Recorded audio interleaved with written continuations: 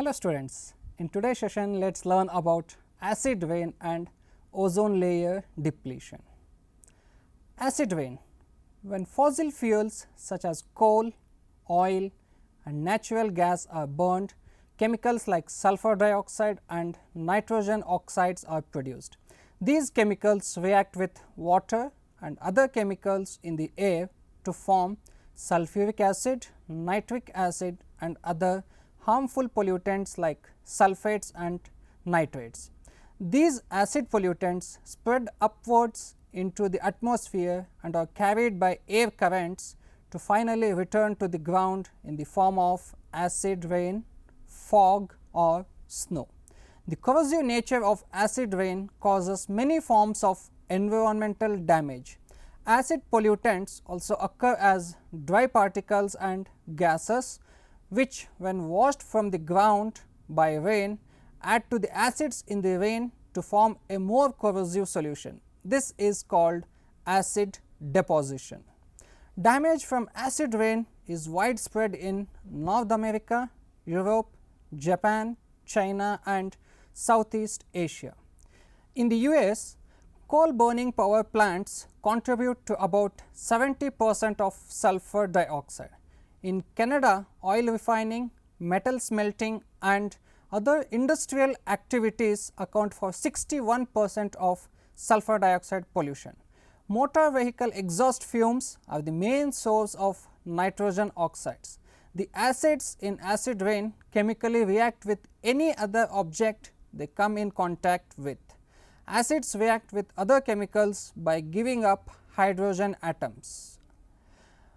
Now, let us see what are the effects of acid rain. Acid rain is known to cause widespread environmental damage. The first point, acid rain dissolves and washes away nutrients in the soil which are needed by plants. It can also dissolve naturally occurring toxic substances like aluminum and mercury, freeing them to pollute water or poison the plants. The second point is acid rain indirectly affects plants by removing nutrients from the soil in which they grow. It affects trees more directly by creating holes in the waxy coating of leaves, causing brown dead spots which affect the plant's photosynthesis. Such trees are also more vulnerable to insect infestations, drought and cold. Spruce and fir forests at higher elevations seem to be most at risk. Farm crops are less affected by acid rain than forests. The third point mentions about the acid rain that falls or flows as groundwater to reach rivers, lakes and wetlands causes the water in them to become acidic. This affects plant and animal life in aquatic ecosystem.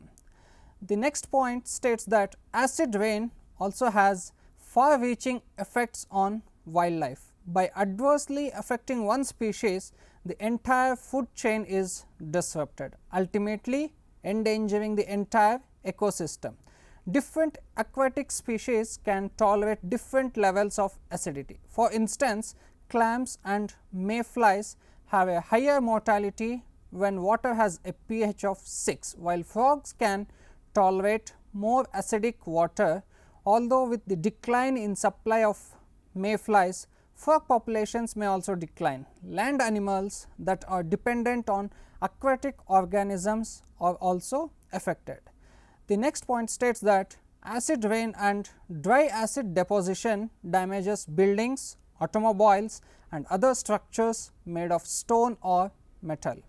The acid corrodes the materials, causing extensive damage and ruins historic buildings. For instance, the Parthenon in Greece and the Taj Mahal in India have been affected by acid rain. The next point mentions, although surface water polluted by acid rain does not directly harm people, the toxic substances leached from soil can pollute water supply. Fish caught in these waters may be harmful for human consumption. Acid, along with other chemicals in the air, produces urban smog, which causes respiratory problems. So, what are the solutions for these acid rain? The best way to stop the formation of acid rain is to reduce the emissions of sulfur dioxide and nitrogen oxides into the atmosphere.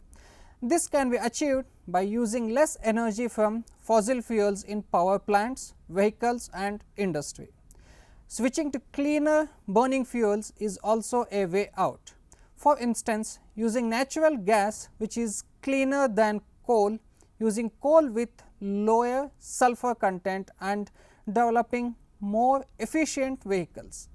If the pollutants have already been formed by burning fossil fuels, they can be prevented from entering the atmosphere by using scrubbers in smokestacks in industry. These spray a mixture of water and limestone into the polluting gases, recapturing the sulfur. In catalytic converters, the gases are passed over metal coated beads that convert harmful chemicals into less harmful ones. These are used in cars to reduce the effects of exhaust fumes on the atmosphere. Once acid rain has affected soil, powdered limestone can be added to the soil by a process known as liming to neutralize the acidity of the soil. Now, let us discuss about the ozone layer depletion. Ozone is formed by the action of sunlight on oxygen. It forms a layer 20 to 50 kilometers above the surface of the earth. This action takes place naturally in the atmosphere, but is very slow. Ozone is a highly poisonous gas with a strong odor. It is a form of oxygen that has 3 atoms in each molecule. It is considered a pollutant at ground level and constitute a health hazard by causing respiratory ailments like asthma and bronchitis. It also causes harm to vegetation and leads to a deterioration of certain materials like plastic and rubber. Ozone in the upper atmosphere, however, is vital to all life as it protects the earth from the sun's harmful ultraviolet radiations. The ozone layer in the upper atmosphere absorbs the sun's ultraviolet radiations, preventing it from reaching the earth's surface.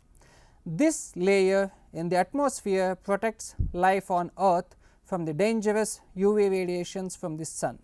In the 1970s, scientists discovered that chemicals called chlorofluorocarbons or CFCs, which were used as refrigerants and aerosol spray propellants, posed a threat to the ozone layer.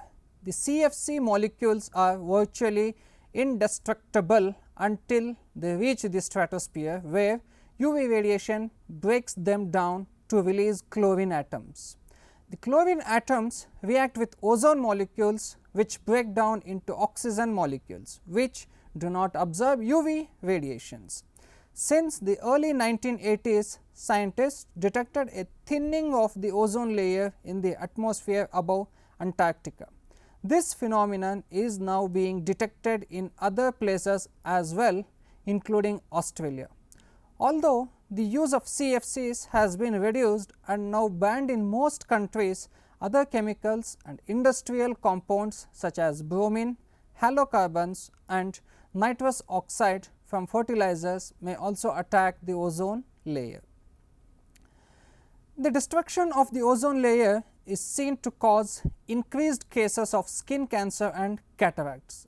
It also causes damage to certain crops and to planktons, thus affecting nature's food chains and food webs. This in turn causes an increase in carbon dioxide due to the decrease in vegetation. With the signing of the Montreal Protocol in 1987, a treaty for the protection of the ozone layer, the use of CFCs was to be banned by the year 2000. After 2000, the ozone layer is expected to recover slowly over a period of about 50 years. So, in this session, we have learnt about the acid rain and ozone layer depletion. Hope you have got a good insight on some details about the acid rain and ozone layer depletion. Until we meet again, bye.